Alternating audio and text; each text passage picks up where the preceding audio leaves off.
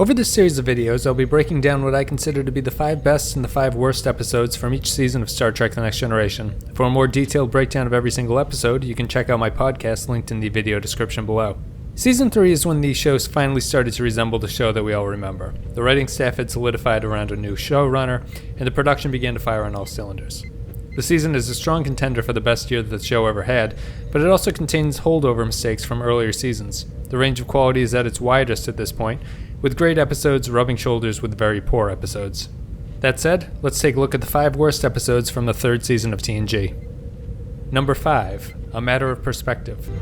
Commander Riker, I am here to take you into custody. Custody on what charge? Suspicion of murder.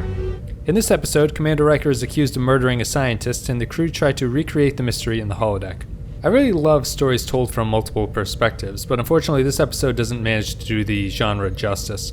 Besides the fact that Riker's position as a main cast member on the show means that he didn't commit the crime, the way he's presented by the prosecution is so absurd that the crime doesn't even seem plausible. A story of this kind needs a strong script, and it's unfortunate that the one we got is nowhere near strong enough to save the episode. I really wish they'd used the holodeck in this manner more often, though. It's a great tool for solving mysteries, and it's much better than any of the Sherlock Holmes or Dixon Hill stories. Number 4, The Price. What?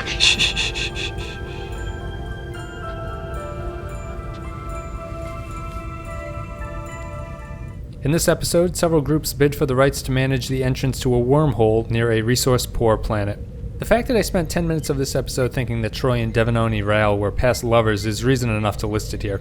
A poor script, The Price continues the show's mishandling of the character of Deanna Troi. An hour of awkward sex scenes and discussion about the ethics of empathic powers, The Price also mixes in a dose of Ferengi for good measure. Troy is paired with the slimiest of salesmen in the Rawl character, and the relationship never even starts to make sense.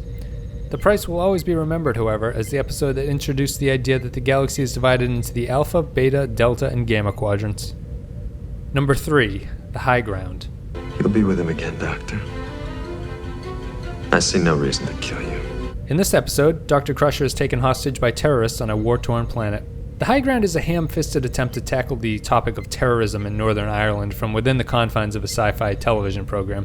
Continuing the show's infatuation with Irish culture that we first saw in Up the Long Ladder, The High Ground flips things around by turning the comedy of the former into the melodrama of the latter. This hour of TNG gives us many stilted conversations about the ethics of terrorism, which, after 9/11 and the past decade, seem at best out of touch and at worst morally bankrupt. Season 3 was a tough season for the Crusher character, unfortunately. Number 2, Transfigurations. Less talk, more synthahol. In this episode, Dr. Crusher cares for a mysterious patient who seems to be undergoing a dangerous evolution. Transfigurations feels like a show running out of gas. The penultimate episode of the season, the show feels like a bunch of plot lines the writers hadn't used yet, all shoved together to make up an hour of television. It's a painfully dull episode that kinda sorta involves romance and then kinda sorta involves the persecution of minorities. It's not cohesive and ends up not being about anything at all, outside of a lesson why HD remasters can sometimes make special effects look even worse. Oh yeah, and Worf dies in this episode. Number 1, The Vengeance Factor.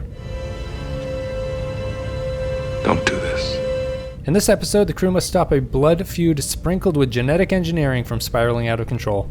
The set design and the costuming for the Vengeance Factor is bonkers. The stupidly named Gatherers look like extras from a 1980s power metal music video, and their pipe planet is only interesting because of how much time it must have taken to build. The main flaw here, however, is the quote-unquote love story between Riker and Yuta. It feels shoehorned in from the get-go, but it ends in perhaps one of the worst scenes the show ever did. Riker, upon discovering that Yuta can kill specific people by touching them, beams down to the planet and nukes her ass with a phaser. This is insane, made all the more strange by the fact that the special effects required Patrick Stewart to stay motionless as his first officer murders someone right in front of his eyes. Riker could have just tackled Yuta, or even have simply beamed her out of there, but instead he slowly tortures and then kills her. It's the show trying to be dramatic and ending up looking confused and corny. The Vengeance Factor is the worst episode from the 3rd season of Star Trek The Next Generation. So what did you think is the worst episode of the 3rd season of Star Trek The Next Generation? Let me know in the comments below, and thank you for watching, and I'll see you next time.